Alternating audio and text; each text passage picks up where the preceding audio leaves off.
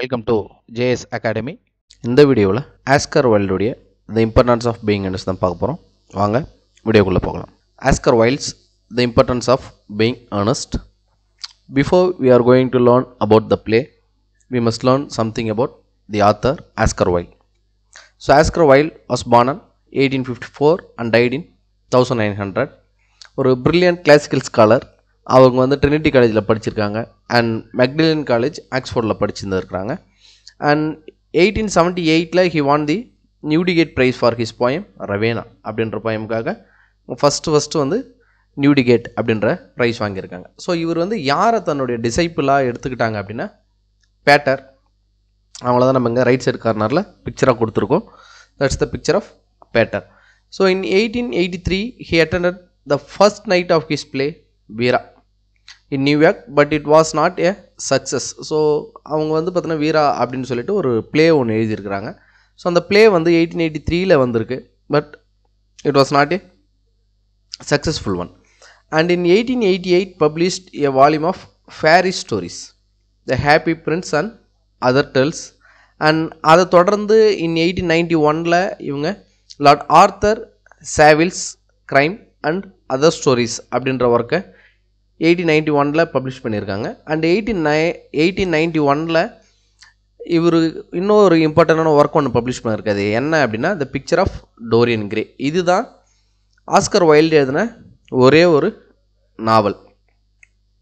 அந்த the picture of Dorian Gray வந்து பார்த்திங்கனாக்கா ஒரு சில கான்ட்ரவர்ஷியலை க்ரியேட் பண்ணிச்சு இது பப்ளிஷ் ஆன டைமில்.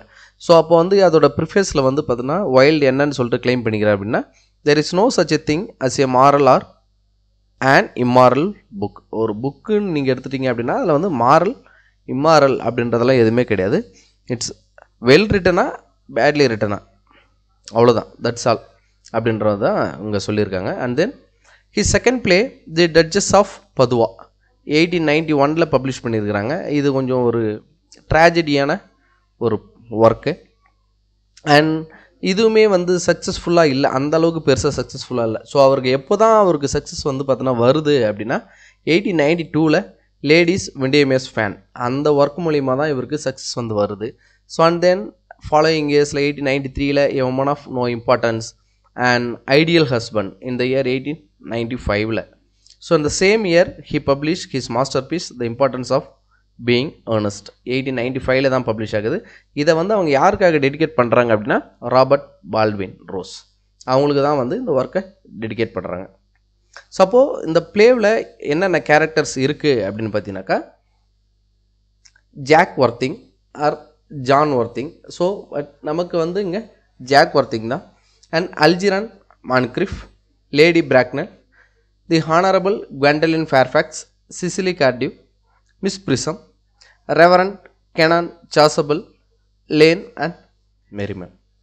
ஸோ இந்த ப்ளே வந்து மொத்தம் 3 ஆக்டில் தான் இருக்குது. ஸோ ஆக்ட் 1 எங்கே நடக்குது அப்படின்னா அல்ஜிரான் மான்க்ரிஃப்ஸோட ஃப்ளாட்டில் தான் நடக்குது. Act 2 the garden at the manor house.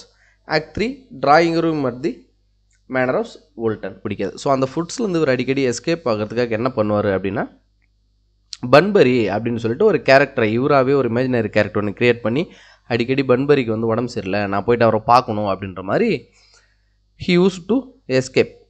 So அந்த மாதிரி இவர் போகும்போது இவர் யாரை போயிட்டு சீக்கிரட்டாக மீட் பண்ணுவார் அப்படின்னா சிசிலியை போயிட்டு மீட் பண்ணுவார். சிசிலி கேடிவை போயிட்டு மீட் பண்ணுவார். இப்போ சிசிலி கேடிவ் வந்து யார் அப்படின்னா ஜாக் ஒர்த்திங்குடைய அண்டர் ஹிஸ்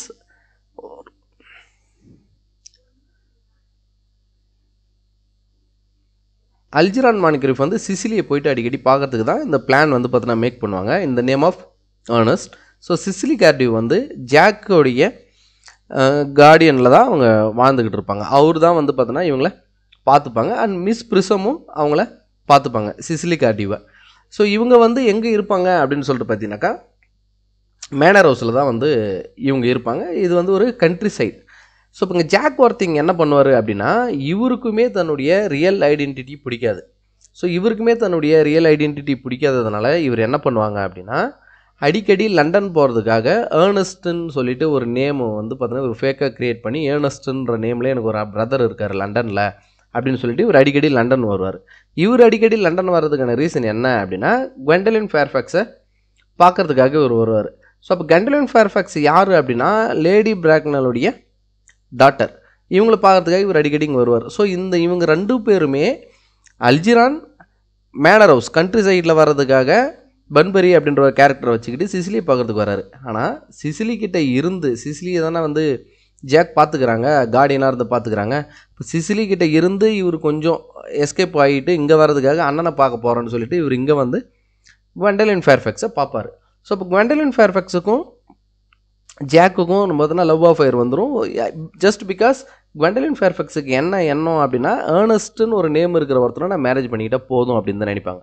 அப்போ ஏர்னஸ்ட் அப்படின்ற நேமுடைய ஜாக்கை வந்து அவங்க லவ் பண்ணுவாங்க. ஸோ இந்த விஷயம் பிராக்னலுக்கு லேடி பிராக்னலுக்கு தெரிய வரும். அப்போ லேடி பிராக்னலுக்கு தெரிய வந்தவொடனே உன்னோட நேம் என்ன அப்படின்னு சொல்லிக்கிறது ஏர்னஸ்ட் இந்த மாதிரி இவர் சொல்லிக்கிட்டு இருப்பார்.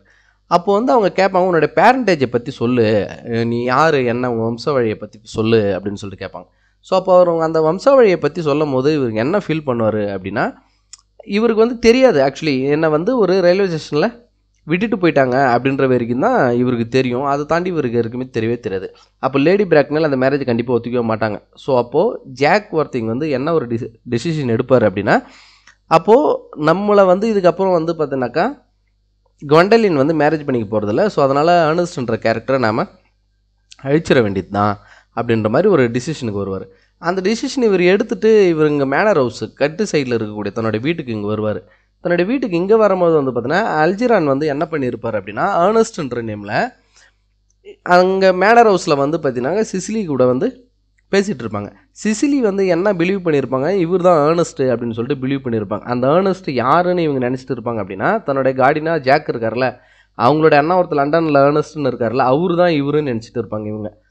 ஸோ இங்கே இவங்க 2 பேரும் இங்கே பேசிகிட்டு இருப்பாங்க. ஸோ இப்போ அந்த டைமில் அங்கே போயிட்டு குவெண்டலின் ஃபேர்ஃபேக்ஸ் கிட்ட போயிட்டு அவர் லவ் சொல்லிவிட்டு அவங்க முடியாது இவனோட பேரண்டேஜ் இப்படி இருக்குன்னு சொல்லிட்டு பிராக்னல் சொல்லிட்டாங்களே அந்த மனமுறிவோட தான்னா இறந்துட்டான் அப்படின்ற செய்தியை பிகாஸ் அந்த கேரக்டர் இதுக்கப்புறம் தேவையில்லை அப்படின்றதுனால அந்த கேரக்டரை வந்து சாகடிச்சு அந்த விஷயத்தை வந்து இங்கே சொல்லலாம் அப்படின்னு வரும்போது அல்ஜிரான் இங்கே இருக்கிறத இவர் பார்ப்பார். அப்போ அல்ஜிரான் இங்கே இருக்கிறத பார்த்தோன்னா 2 பேரும் ஃபேஸ் டு ஃபேஸ் வந்து பார்த்தீங்கன்னா மீட் பண்ணிப்பாங்க. மீட் பண்ணினோடனே உடனே வந்து ஜாக் என்ன சொல்லுவார் அப்படின்னா ஏர்னஸ்ட் வந்து என்ன அர்ஜென்ட்டாக வந்து திரும்ப லண்டன் வர சொல்லிடுறாரு, நான் லண்டன் போகணும் அப்படின்னு சொல்லிட்டு ஒரு கிளம்புறாரு. ஆனால் அல்ஜிரான் வந்து அந்த இடத்த விட்டு போக மாட்டார், சிசிலி கூடவே தான் அங்கே இருப்பார். அந்த சிசிலியும் வந்து ஜஸ்ட் பிகாஸ் அவருடைய நேம் வந்து ஏர்னஸ்ட் அப்படின்றதுனால அவரை தான் மேரேஜ் பண்ணிக்கிறதுக்காக ஒத்துக்கிட்டு இருப்பாங்க. ஸோ இவர் வந்து பார்த்தோன்னா அர்ஜென்ட்டாக வந்து எதுக்காக ஜாக் வந்து இப்போ லண்டன் வேகமாக போகிறாரு அப்படின்னு சொல்லிட்டு பார்த்தோன்னா அவரோட நேமை வந்து பார்த்தோன்னா பேப்டைஸ் பண்ண போகிறாரு, அவரோட நேமை கிறிஸ்டின் பண்ண போகிறாரு. என்னன்னு சொல்லிட்டு கிறிஸ்டின் பண்ண போகிறாருன்னா ஏர்னஸ்ட்னு சொல்லிட்டு அவர் மாற்றுறதுக்காக ரெவரண்ட் கேனன் சாசபிள் டிடி அவங்ககிட்ட தான் போயிட்டு இவங்க கேட்டிருப்பாங்க. ஸோ அதே டைமில் அல்ஜிரானும் தன்னுடைய நேமை ஏர்னஸ்ட்னு மாற்றுறதுக்காக அதே இடத்துல அப்பாயின்மெண்ட் வாங்கியிருப்பாங்க. 2 பேருக்குமே ஒரே டைமில் பண்ணுற மாதிரி ஒரு சுச்சுவேஷன் அமைஞ்சு போயிருக்கும். ஸோ இந்த சீக்வன்சஸ் இப்படி நடந்துகிட்டே இருக்கும்போது குவெண்டலின் வந்து பார்த்தீங்கன்னாக்கா இந்த மேனர் ஹவுஸுக்கு வந்துடுவாங்க. இப்போ குவெண்டலின் இந்த மேனர் ஹவுஸுக்கு வந்துடுவாங்க, பிராக்னலும் அங்கே அந்த இடத்துல வந்துடுவாங்க. வந்து அல்ஜிரானை பார்த்துருவாங்க. அல்ஜிரானை பார்த்தா சிசிலி கூட வந்து பார்த்தோன்னா அவன் லவ் அஃபேரில் இருப்பான். இப்போ சிசிலி கூட அவன் லவ் அஃபேரில் இருக்கும்போது பிராக்னலுக்கு வந்து பார்த்தோன்னா ஒத்துக்கவே மாட்டாங்க. ஜஸ்ட் பிகாஸ் ஒரு கார்டியனுடைய ஒரு கீழே அந்த ஜாக் வர்த்திங் வந்து யாருன்னே தெரியாது, அவனோட பிறப்பு என்னன்னே தெரியவே இல்லை. ஸோ அப்போ அவனுக்கு கீழே கார்டியனாக இருக்கக்கூடிய இந்த பொண்ணோட பிறப்பும் எப்படி இருக்கும், இந்த பொண்ணை கண்டிப்பாக நான் கல்யாணம் பண்ணிக்கிறது ஒத்துக்க மாட்டேன் அப்படின்னு சொல்லிட்டு இவங்க பிராக்னன் சொல்லிகிட்டு இருக்கும்போது மிஸ் பிரிசம் வந்து அவங்களும் வந்து பார்த்தோன்னா ஒரு நர்ஸ் ஒரு வார்டு மாதிரி தானே அவங்கள பார்த்துக்கிறாங்க. சிசிலியும் அவங்க எல்லாருமே ஒரு இடத்துல தான் இருப்பாங்க. அப்போ தான் வந்து பிராக்னலுக்கு ஒரு உண்மை தெரிய வரும். சிசிலி வந்து பார்த்தீங்கன்னா ஒரு நல்ல வெல்த்தியான ஒரு ஃபேமிலியில் பிறந்த ஒரு பொண்ணு. ஸோ அந்த பொண்ணுக்கு வந்து எந்த ஒரு பண கஷ்டமும் எதுவுமே இல்லை. அண்ட் ஷி வாண்ட்ஸ் கிட்டத்தட்ட 130 pounds கிட்ட அந்த பொண்ணுக்கிட்ட வந்து பார்த்தீங்கன்னா 30,000 pounds 130,000 pounds கிட்ட அந்த பொண்ணுக்கிட்ட வந்து பார்த்தீங்கன்னா வெல்த் இருக்குது அப்படின்னு சொல்லிட்டு இவங்க பேசிகிட்டு இருப்பாங்க. ஸோ அப்போது இவனை வந்து இப்போ மேரேஜ் பண்ணிக்கிறது நம்ம ஒத்துக்கலாமா அப்படின்னு சொல்லிட்டு பிராக்னல் யோசிச்சுட்டு இருக்கும்போதே ஜாக் வந்து பார்த்தீங்கன்னா டக்குன்னு ஒரு பிளாட் மேக் பண்ணுவார். அது என்ன அப்படின்னா சிசிலி வந்து பார்த்தீங்கன்னா இறந்து போகிற டைமில் அவங்க வந்து என்கிட்ட என்ன சொல்லிட்டு போயிருக்கிறாங்கன்னா at the age of 35 வர வரைக்கும் சிசிலியோடைய சொத்து சிசிலிக்கிட்ட போகக்கூடாது, அது நீயே தான் வச்சுருக்கணும் பத்திரமா. ஸோ அப்போது என்னோடய கன்சென்ட் இல்லாமல் சிசிலி வந்து நீங்கள் மேரேஜே பண்ணிக்கிட்டாலும் அந்த சொத்து வந்து பார்த்தீங்கன்னா உங்ககிட்ட என்னால் தர முடியாது. பிகாஸ் சிசிலிக்கு இன்னும் 35 இயர்ஸ் ஆகலை, 35 வயசு ஆகலை. ஸோ அதனால் என்னால் வந்து பார்த்தீங்கன்னா தர முடியாது அப்படின்னு சொல்லுவாங்க. அப்போ என்னால் அந்த 35 வயசு ஆகிறதுக்கு முன்னாடி அவங்களுடைய அந்த இன்ஹெரிட்டன்ஸ் என்னால் தர முடியாது. பட் நான் தரேன். அது எப்போ அப்படின்னா, குவெண்டலினை வந்து நான் மேரேஜ் பண்ணிக்கிறது நீங்கள் ஒத்துக்கிறீங்களா அப்படின்னு சொல்லிட்டு பிராக்னல் கிட்ட கேட்பார். அவள் பிராக்னல் கிட்ட கேட்கணும், அது ஒத்துக்க முடியாது, பிகாஸ் உன்னோட பிறப்பை பற்றி தான் எங்களுக்கு தெரியவே இல்லைல்ல அப்படின்னு சொல்லிட்டு இவங்க சொல்லுவாங்க. ஸோ அப்போ என் பிறப்பை பற்றி தான் இவங்களுக்கு தெரியவே இல்லை அப்படின்னு சொல்லிட்டு இவங்க சொல்லும் போது மிஸ் பிரிசம் வந்து பார்த்தீங்கன்னா உண்மையை சொல்லுவாங்க. என்ன அப்படின்னா, ஜாக் வந்து யார் அப்படின்னா, அந்த மாதிரி நான் தான் வந்து ஒரு வாட்டி வீட்டிலேருந்து வெளியில் வரும்போது அவரை ஒரு பிளாக் கலர் லெதர் பேக்கில் போட்டு ரயில்வே ஸ்டேஷனில் நான் தான் மிஸ் பண்ணிட்டு வந்துட்டேன், அவர் வந்து கிளாக் ரூமில் மிஸ் பண்ணிட்டு வந்துட்டேன் அப்படின்னு சொல்லுவாங்க. அப்போது இவர் ஜாக் யார் அப்படின்னா, பிராக்னலுடைய சிஸ்டர்ஸ் சன் தான் இவர் ஜாக். அப்போது அல்ஜிரானுடைய ஓல்டர் பிரதர் தான் ஜாக்கு.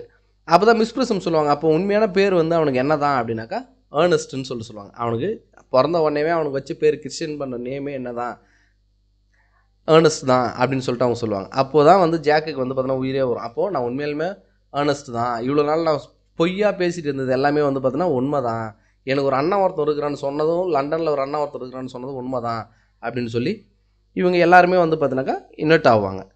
அப்போது குவெண்டலின் ஃபேர்ஃபேக்ஸும் ஜாக் ஒர்த்திங் விச் மீன்ஸ் ஏர்னஸ்ட்டும் மேரேஜ் பண்ணிப்பாங்க. அண்ட் அல்ஜிரானும் சிசிலியும் மேரேஜ் பண்ணிப்பாங்க. ஓகேவா? So that's all about the play. Thanks for வாட்சிங். Keep supporting.